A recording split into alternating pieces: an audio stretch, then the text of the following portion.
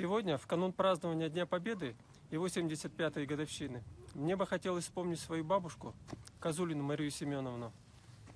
В 1941 году, когда началась Великая Отечественная война, будучи 18-летней девчонкой, пошла она на фронт воевать. Сначала была курсантком, и уже через 4 месяца попала в отдельный батальон под интересным названием ВНОС, который означает воздушное наблюдение, оповещение и связь.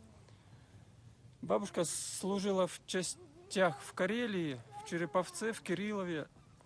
Это до 1944 года. А потом ее батальон перевели в Югославию, в город Белград, где она и закончила войну в 1945 году.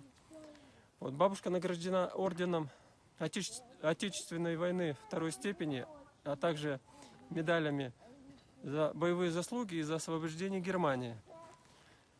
Мы очень гордимся своей бабушкой.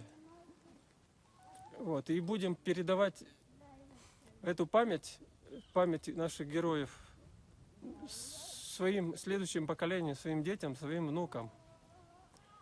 Спасибо им большое и низкий вам поклон за это, не только нашей бабушке, всем ветеранам, труженикам тыла и всем, кто внес свой вклад в эту трудную победу. Спасибо вам большое.